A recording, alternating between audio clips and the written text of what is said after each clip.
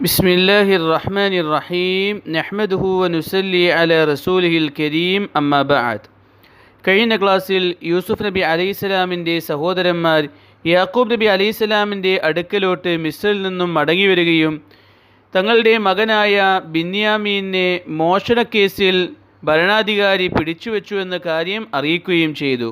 അവർ പറയുന്നത് സത്യമാണെന്ന് യാക്കൂബ് നബി അലൈഹിസ്സലാമിനെ അറിയിക്കാനായി പല രീതിയിൽ അവരതിനെ വിശദീകരിക്കുകയും അവരോടൊപ്പമുള്ള സംഘത്തോടും ആ നാട്ടിലുള്ളവരോടും അന്വേഷിക്കണമെങ്കിൽ അന്വേഷിച്ചു നോക്കാനും പറയുകയും ചെയ്തു. ഇങ്ങനെയെല്ലാം അവർ വിശദീകരിച്ചതിന് ശേഷം യാക്കൂബ് നബി അലൈഹിസ്സലാമിൻ്റെ പ്രതികരണമാണ് തുടർന്നുള്ള ആയത്തുകളിൽ അള്ളാഹു അറിയിക്കുന്നത്. قال بل سولت لكم أنفسكم أمرا فصبر جميل عسى الله أن يأتيني بهم جميعا إنه هو العليم الحكيم. യാക്കൂബ് നബി പറഞ്ഞു, അങ്ങനെയല്ല, നിങ്ങളുടെ മനസ്സിൽ ഒരു കാര്യത്തെ അലങ്കരിച്ച് കാണിച്ചിരിക്കുകയാണ്. ഞാൻ സുന്ദരമായ സഹനത സ്വീകരിക്കുന്നു.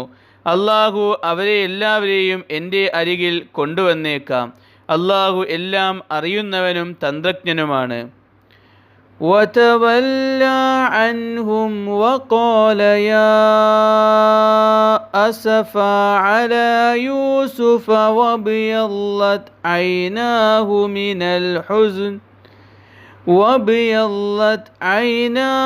مِنَ الْحُزْنِ فَهُوَ كَظِيمٌ. യാക്കൂബ് നബി അവരിൽ നിന്നും മുഖം തിരിച്ച് യൂസുഫിൻ്റെ മേലുള്ള എൻ്റെ ദുഃഖമേ എന്ന് പറഞ്ഞു. ദുഃഖം കാരണം അദ്ദേഹത്തിൻ്റെ ഇരു നയങ്ങളും വെളുത്തുപോയി. അദ്ദേഹം ദുഃഖത്തെ കടിച്ചിറക്കുന്നവരായിരുന്നു. قالوا تالله تفتأ تذكر يوسف حتى تكون حرضا أو تكون من الهالكين. അവർ പറഞ്ഞു, അല്ലാഹുവിൽ സത്യം, താങ്കൾ തളർന്നു പോവുകയോ മരണത്തിന് അകപ്പെടുകയോ ചെയ്യുന്നതുവരെ താങ്കൾ യൂസുഫിനെ ഓർത്തുകൊണ്ടേ ഇരിക്കുന്നതാണ്. قال إنما أشكو بثي وحزني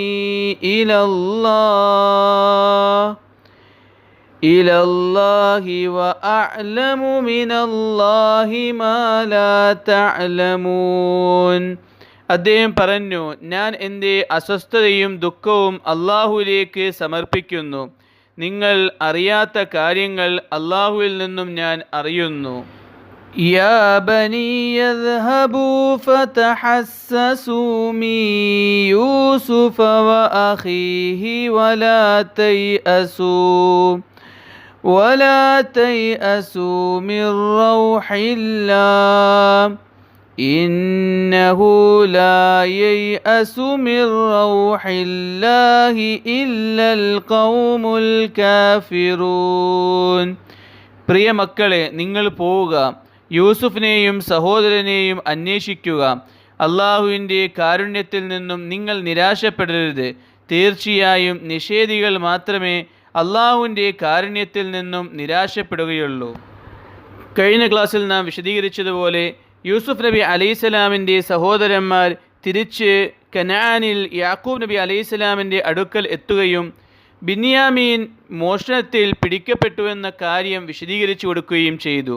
അവർക്കറിയാമായിരുന്നു യാക്കൂബ് നബി അലൈഹിസ്സലാം അവർ പറഞ്ഞാൽ വിശ്വസിക്കുകയില്ല. കാരണം ഇതിനു മുമ്പ് യൂസുഫ് നബി അലൈഹിസ്സലാമിൻ്റെ വിഷയത്തിൽ അവർ വഞ്ചന കാണിച്ചവരാണ്. അതുകൊണ്ട് ഈ പ്രാവശ്യവും അതുപോലെ തന്നെ അവർ ചെയ്തതാണെന്ന് യാക്കൂബ് നബി അലൈഹിസ്സലാം വിചാരിക്കുമെന്ന് അവർക്കറിയുന്നത് കൊണ്ട് തന്നെ അവർ യാക്കൂബ് നബി അലൈഹിസ്സലാമിനോട് പറഞ്ഞു, ഞങ്ങളോടൊപ്പമുള്ള യാത്രാ സംഘത്തോട് ചോദിച്ചു കൊള്ളുക, അല്ലെങ്കിൽ ആ നാട്ടിലെ ആളുകളോട് ചോദിച്ചു കൊള്ളുക, ഞങ്ങളൊന്നും ചെയ്തിട്ടില്ല. ഇവിടെ ബിന്യാമീൻ്റെ പ്രവർത്തനം കാരണമാണ് ബിന്യാമീൻ പിടിക്കപ്പെട്ടത്. ഞങ്ങൾ ഒരു കുതന്ത്രവും അവിടെ പ്രയോഗിച്ചിട്ടില്ല എന്ന് സഹോദരന്മാർ വ്യക്തമായി പിതാവിനെ പറഞ്ഞു കൊടുക്കുകയുണ്ടായി.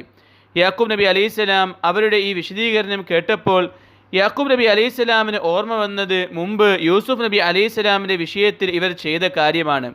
യൂസുഫ് നബി അലൈഹിസ്സലാമിൻ്റെ വിഷയത്തിൽ ഇവർ കുതന്ത്രം കാണിക്കുകയും യാക്കൂബ് നബി അലൈഹിസ്സലാമിൽ നിന്നും യൂസുഫ് നബിയെ അകറ്റാനായി മോശമായ പ്രവർത്തനം ചെയ്യുകയും ചെയ്തുകൊണ്ട് തന്നെ ഈ പ്രാവശ്യവും യാക്കൂബ് നബി അലൈഹിസ്സലാമിന് അവരെ വിശ്വാസം വന്നില്ല.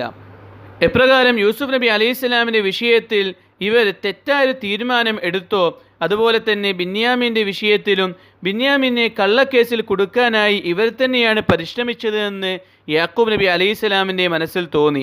അതുകൊണ്ട് തന്നെ യാക്കൂബ് നബി അലൈഹിസ്സലാം അവരോട് യൂസുഫ് നബി അലൈഹിസ്സലാമിൻ്റെ വിഷയത്തിൽ കൊടുത്ത അതേ മറുപടി കൊടുക്കുകയുണ്ടായി.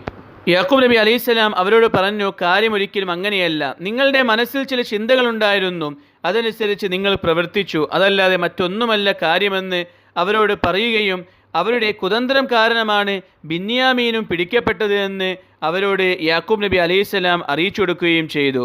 എന്നിട്ട് യാക്കൂബ് നബി അലൈഹിസ്സലാം എപ്രകാരമാണോ യൂസുഫ് നബി അലൈഹിസ്സലാമിൻ്റെ വിഷയത്തിൽ പറഞ്ഞത് അതുപോലെ തന്നെ പറഞ്ഞു, ഞാൻ അള്ളാഹുവിന് വേണ്ടി ഏറ്റവും നല്ല രീതിയിൽ ക്ഷമിക്കുന്നു. ഇത് അള്ളാഹുവിൽ നിന്നുമുള്ള പരീക്ഷണമാണ്. ഒരിക്കലും അള്ളാഹുവിൻ്റെ തീരുമാനത്തിനെ ഞാൻ എതിർക്കുകയോ അതിന് ആവലാതി പറയുകയോ ചെയ്യുന്നില്ല. അള്ളാഹുവിൻ്റെ ഈ ഒരു പരീക്ഷണത്തെ ഞാൻ ഏറ്റവും നല്ല രീതിയിൽ ക്ഷമിക്കുന്നുവെന്ന് മക്കൾക്ക് മറുപടി കൊടുത്തു. എന്നിട്ട് യാക്കൂബ് നബി അലൈഹിസ്സലാം മക്കളോട് പറഞ്ഞു, തീർച്ചയായും അള്ളാഹു സുബ്ഹാനഹു വ തആല എൻ്റെ എല്ലാ മക്കളെയും എന്നിലൂടെ തിരിച്ചെത്തിക്കും. ഇവിടെ എല്ലാ മക്കളെയും കൊണ്ട് ഉദ്ദേശം യൂസുഫ് നബി അലൈഹിസ്സലാമും ബിന്യാമീനും മിസ്രിൽ തന്നെ നിന്നതായ മൂത്ത സഹോദരനുമാണ്. അതിനെപ്പറ്റി കഴിഞ്ഞ ക്ലാസ്സിൽ നാം മനസ്സിലാക്കിയതാണ്. ഈ 3 മക്കളെയും എന്നിലോട്ട് അള്ളാഹു എത്തിക്കുമെന്ന് യാക്കൂബ് നബി അലൈഹിസ്സലാം പ്രതീക്ഷ വെച്ചുകൊണ്ട് തങ്ങളുടെ മക്കളെ അറിയിക്കുകയും ചെയ്തു. എന്നിട്ട് യാക്കൂബ് നബി അലൈഹിസ്സലാം അവരിൽ നിന്നും മുഖം തിരിക്കുകയും അള്ളാഹുവിൻ്റെ മുമ്പിൽ തങ്ങളുടെ വിഷമത്തെയും ദുഃഖത്തെയും പറയുകയും അതിൻ്റെ പരിഹാരം അള്ളാഹുവിനോട് ചോദിക്കുകയും ചെയ്തു. ഇവിടെ യാക്കൂബ് നബി അലൈഹിസ്സലാം യൂസുഫ് നബി അലൈഹിസ്സലാമിൻ്റെ വിഷയത്തിൽ വലിയ രീതിയിൽ ദുഃഖിച്ചിരുന്നു എന്നും അത് കാരണം അദ്ദേഹത്തിൻ്റെ കണ്ണുകൾക്ക് അന്ധത ബാധിക്കുകയും ചെയ്തിരുന്നു എന്ന് നമുക്ക് മനസ്സിലാക്കാൻ സാധിക്കും. യാക്കൂബ് നബി അലൈഹിസ്സലാം യൂസുഫ് നബി അലൈഹിസ്സലാമിൻ്റെ വിഷയത്തിൽ ദുഃഖിച്ച് കഴിയുകയായിരുന്നു. അതിൻ്റെ കൂടെയാണ് ബിന്യാമീനും തൻ്റെ മൂത്ത മകനും വീണ്ടും നഷ്ടമായി എന്ന കാര്യം തങ്ങൾ മനസ്സിലാക്കുന്നത്. അതുകൊണ്ട് തന്നെ ദുഃഖം വീണ്ടും വർദ്ധിച്ചു. ആ വർദ്ധിച്ച സമയത്തും യാക്കൂബ് നബി അലൈഹിസ്സലാം അള്ളാഹുവിന് വേണ്ടി ആ ദുഃഖത്തെ കടിച്ചിറക്കുകയും അള്ളാഹുവിന് വേണ്ടി ക്ഷമിക്കുകയും ചെയ്തു. അതുപോലെ യാക്കൂബ് നബി അലൈഹിസ്സലാമിന് ഈ മക്കളുടെ വിഷയത്തിൽ ശക്തമായ ദേഷ്യമുണ്ടായിരുന്നു. ആ ദേഷ്യത്തെയും യാക്കൂബ് നബി അലൈഹിസ്സലാം ഒരിക്കലും പ്രകടമാക്കിയില്ല. നേരെ മറിച്ച് അള്ളാഹുവിന് വേണ്ടി ക്ഷമിക്കുകയും ആ ദേഷ്യത്തെയും ദുഃഖത്തെയും കടിച്ചിറക്കുകയും ചെയ്തുവെന്ന് ഇപ്പോൾ നാം ഓതിയ ആയത്തുകളിൽ നിന്നും നമുക്ക് മനസ്സിലാക്കാൻ സാധിക്കുന്നതാണ്. യാക്കൂബ് നബി അലൈഹിസ്സലാമിൻ്റെ ഈ ദുഃഖം മനസ്സിലാക്കിയ മക്കൾ യാക്കൂബ് നബി അലൈഹിസ്സലാമിനോട് പറഞ്ഞു, ഏ പിതാവേ, താങ്കൾ ഇങ്ങനെ ദുഃഖിക്കരുത്. എത്ര കാലമാണ് യൂസുഫിൻ്റെ വിഷയത്തിൽ താങ്കൾ ദുഃഖിക്കുക? താങ്കളുടെ മരണം വരെ താങ്കൾ യൂസുഫിൻ്റെ വിഷയത്തിൽ ഇങ്ങനെ ദുഃഖിക്കുകയാണോ? താങ്കൾ ഇങ്ങനെ ദുഃഖിച്ച് സ്വന്തം നാശത്തിലാക്കരുത് എന്ന് മക്കൾ പിതാവിനോട് പറയുകയുണ്ടായി. ഇത് കേട്ടപ്പോൾ യാക്കൂബ് നബി അലൈഹിസ്സലാം തിരിച്ചു മറുപടി പറഞ്ഞു, ഞാൻ എൻ്റെ വിഷമത്തെയും ദുഃഖത്തെയും അള്ളാഹുവിനോടാണ് പറയുന്നത്. നിങ്ങൾക്കറിയാത്ത പല കാര്യങ്ങളും അള്ളാഹു എനിക്ക് അറിയിച്ചു തന്നിട്ടുണ്ട്. അതുകൊണ്ട് അള്ളാഹു തആല എൻ്റെ എല്ലാ മക്കളെയും എനിക്ക് തിരിച്ചു കൊണ്ടുവന്ന് തരുമെന്ന കാര്യത്തിൽ എനിക്കുറപ്പുണ്ട്. അതുകൊണ്ട് ഞാൻ എൻ്റെ വിഷമങ്ങളെ അള്ളാഹുവിനോട് ഞാൻ പറയുന്നതാണ്. അതിൻ്റെ പരിഹാരം അള്ളാഹുവിനെ കാണിച്ചിരുന്നതാണ്. അതിൻ്റെ വിഷയത്തിൽ നിങ്ങൾ ഭയപ്പെടേണ്ടതില്ല എന്ന് മക്കളോട് യാക്കൂബ് നബി അലൈഹിസ്സലാം പറഞ്ഞു. എന്നിട്ട് യാക്കൂബ് നബി അലൈഹിസ്സലാം മക്കളെ അഭിസംബോധന ചെയ്തുകൊണ്ട് പറഞ്ഞു, നിങ്ങൾ മിസ്രിലോട്ട് പോവുക. എന്നിട്ട് യൂസുഫിനെയും യൂസുഫിൻ്റെ സഹോദരനെയും പറ്റി അന്വേഷിക്കുക. നിങ്ങൾ ഒരിക്കലും അള്ളാഹുവിൽ നിന്നും നിരാശപ്പെട്ടു പോകാൻ പാടില്ല. തീർച്ചയായും അള്ളാഹുവിൽ നിന്നും നിഷേധികൾ മാത്രമാണ് നിരാശപ്പെടുക. വിശ്വാസികൾ ഒരിക്കലും അള്ളാഹുവിൽ നിന്നും നിരാശപ്പെടുന്നതല്ല. അതുകൊണ്ട് നിങ്ങൾ തിരിച്ച് മിസ്രിൽ പോയി യൂസുഫ് നബിയെയും യൂസുഫ് നബിയുടെ സഹോദരനെയും അന്വേഷിക്കുവാനെന്ന് അവരോട് പറയുകയുണ്ടായി. അങ്ങനെ യാക്കൂബ് നബി അലൈഹിസ്സലാം വീണ്ടും മക്കളെ മിസ്രിലോട്ട് അയക്കുകയാണ്.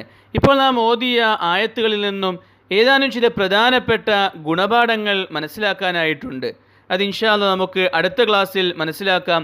അല്ലാഹു തആല പരിശുദ്ധ ഖുർആൻ മനസ്സിലാക്കാനും അതനുസരിച്ച് ജീവിക്കാനും തൗഫീഖ് നൽകുമാറാകട്ടെ. വാഖിറു ദഅവാന അനിൽ ഹംദുലില്ലാഹി റബ്ബിൽ ആലമീൻ.